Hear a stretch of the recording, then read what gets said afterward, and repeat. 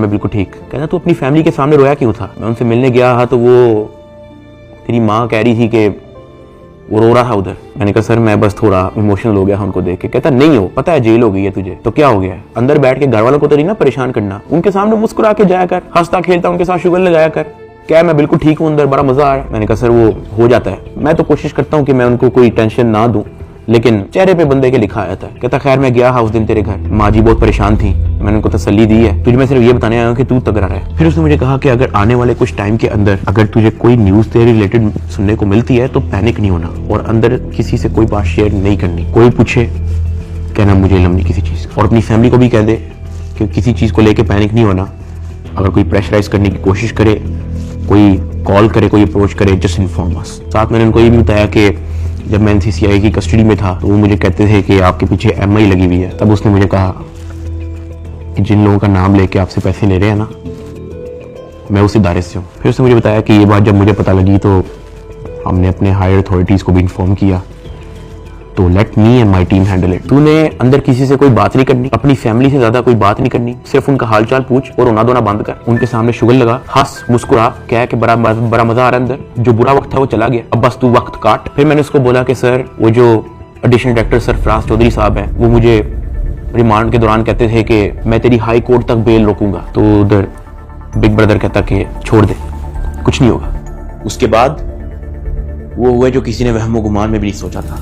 ये मुकदमा दर्ज करवाने वाला कोई और नहीं बल्कि डिप्टी डायरेक्टर सरफराज चौधरी है, जिसने डकी को गिरफ्तार किया और उसको दुनिया का सबसे बड़ा मुजरम बनाकर पेश किया। इस डायरेक्टर को आज सस्पेंड कर दिया गया है। Additional director national cyber crime investigation agency Lahore हैं सरफराज चौधरी साहब, उन्हें जनाब सस्पेंड कर दिया गया है। भरपूर तैयारी है NCCI की डकी की बेल कैंसिल करवाने। डकी भाई के खिलाफ कार्रवाई करने वाले NCCI के अहलकार ऑफिसर सरफराज चौधरी साहब को मुअत्तल कर दिया गया। उसके बाद वो चीजें हुई हैं, वो चीजें हुई हैं जो मैंने अपने वहमो गुमान में भी नहीं सोचा था। मैं जब 23 दिन रिमांड में था मैं इतना मायूस हो गया था, मैं अल्लाह पाक से भीख मांगता था कि या अल्लाह मुझे रास्ता दिखा, या अल्लाह मुझे इस झंझट से निकाल दे, या अल्लाह सब कुछ तेरे सामने है, मैं किसी जोगा नहीं, मेरी फैमिली किसी जोगे नहीं, हम फंस चुके हैं, हम गीदड़ों में फंसे हुए हैं, या अल्लाह मुझे यहाँ से निकाल दे। मैं हाथ जोड़ के भीख मांगता था। मैं हवालात में एक गंदे से कमरे में बैठ के मैं भीख मांगता था कि या अल्लाह तू सब देख रहा है, तेरे सामने हो रहा है सब कुछ, मेरे लिए कोई तो दरवाजा खोल, मुझे कोई रास्ता दिखा, मैं कहां जाऊं। NCCI अफसरान की गिरफ्तारी पर मुकदमा यूट्यूबर डक्की भाई की अहलिया अरूब जतोई की मुद्दत में दर्ज किया गया। डक्की भाई की फैमिली से रिश्वत लेने का ये मामला, NCCI के अफसरान का जिस्मानी रिमांड मंजूर। अरूब जतोई ने दरखास्त दी है national cyber crime investigation agency के 8 अफसरों और 1 फ्रंटमैन पर। ये हो क्या रहा है? बैटिंग एप्स को रोकने वाले ही बैटिंग ऐप के जरिए पैसे मंगवा रहे हैं। मुकदमा डक्की भाई की अहलिया अरूब जतोई की मुद्दत में दर्ज किया गया। 12 लोग हिरासत में हैं FIA के। अफसर शुएब रियाद और सरफराज चौधरी, उन्होंने रिलीफ के नाम पर अरूब जतोई से रिश्वत मांगी। 90 लाख रुपए की रकम बतौर रिश्वत वसूल की गई। वो लोग जिनके कंधों पे निजाम की हिफाजत की जिम्मेदारी रखी गई थी, वही खुद इस निजाम में नकब लगाने लगे। जो तफ्तीशी थे आज वो मुलजिम के रूप में अपने ही इदारे के सामने जवाब दे। 7 अफसरान ने ओहदों से इस्तीफा दे दिया। 90 लाख रुपए रिश्वत लेने के केस में NCCI के एडिशनल डायरेक्टर समेत 6 अफसरान का जिस्मानी रिमांड मंजूर कर लिया गया है। अरूब जतोई इस बात पर डट गई है कि NCCI अफसरान जिन्होंने उनसे रिश्वत ली है इनको नहीं छोड़ेंगी। जिन ऑफिसर्स ने मेरी फैमिली को मेंटल ट्रॉमा से गुजारा, जिन ऑफिसर ने मेरी फैमिली को मेंटली टॉर्चर किया, जिन ऑफिसर ने मुझे बेवजह मारा, मैं उनसे भीख मांगता गया कि यार मुझे ना मारे, मुझे फिर भी मारते गए। जिन ऑफिसर्स ने बच्चे को वीडियो कॉल करके मुझे उससे माँ बहन की गालियां दिलवाई, अगले दिन उन सबकी खबर आ गई कि वो सब गिरफ्तार हो गए। और ये जो 100 दिन की कैद थी, जब मुझे किसी किस्म की कोई उम्मीद नहीं थी नजर आती, मैं कभी कभी अल्लाह पाक से कहता था कि अल्लाह तू मेरी क्यों नहीं सुन रहा।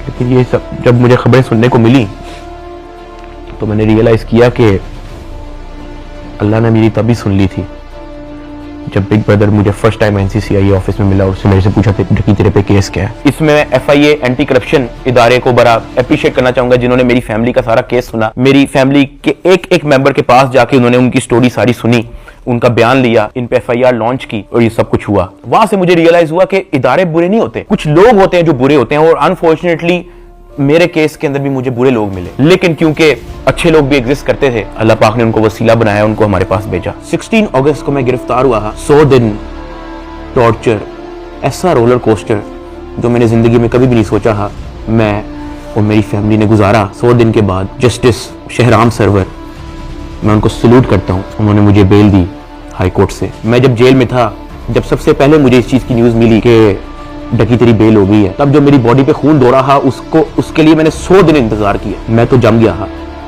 मैं खत्म हो गया था, मैं बर्बाद हो गया था। सही बताऊं तो मैं हार मान ली थी, मैं टूट चुका था। मुझे नहीं पता था कि मैं क्या करूंगा। ये 100 दिनों में क्या क्या हुआ, ये वीडियो तो शायद 40-50 मिनट की होगी। अगर मैं आपको बताना शुरू करूं तो ये वीडियो 4-5 घंटे की होनी चाहिए। बहुत सारी चीजें मेरी मजबूरी है, मैं नहीं बता सकता। इवन ये जो भाई थे जिनका नाम हमने बिग ब्रदर रखा था, उनसे मैंने रिक्वेस्ट की, मैंने कहा सर मुझे लोगों को बताने दें कि आपने हमारी फैमिली के लिए क्या क्या किया।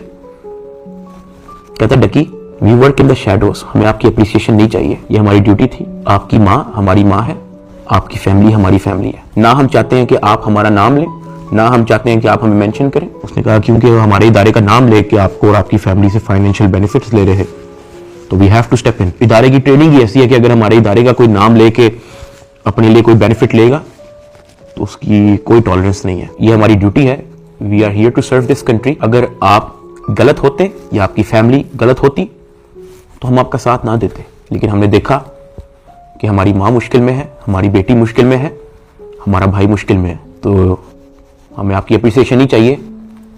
खुश हैं। और मैं बड़ा हैरान हुआ कि एक तरफ एनसीसीआई ऑफिसर्स हैं जो दर्जनों पॉडकास्ट दे रहे हैं पब्लिकली, लेकिन बैक एंड पे वो क्या हरकत करे उस चीज का किसी को नहीं पता। और दूसरी तरफ ये बिग ब्रदर का इंस्टीट्यूशन जिन्होंने दिन रात एक कर दिया मेरी फैमिली के लिए। और जब मैंने उनका कहा कि मुझे बताने दें लोगों को, तो कहते हमें क्रेडिट नहीं चाहिए। सेल्फलेसली काम किया और एक भी पॉडकास्ट उनके एक भी ऑफिसर ने एक भी इंटरव्यू नहीं दिया, just working in the shadows. और मुझे और मेरी फैमिली को उन पे फख्र है, और मेरी सिंपैथी हर उस फैमिली के साथ है जो कभी इन करप्ट एनसीसीआई ऑफिसर्स के थ्रू अफेक्ट हुई है।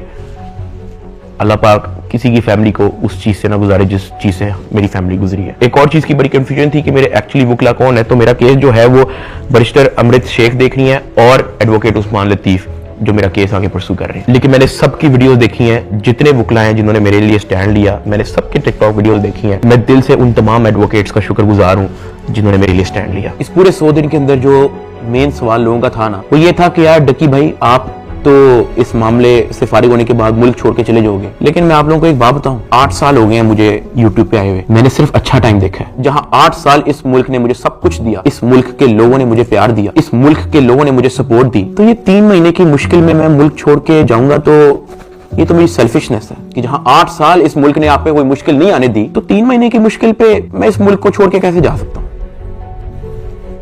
मैं इधर ही हूं, मैं कहीं नहीं जा रहा।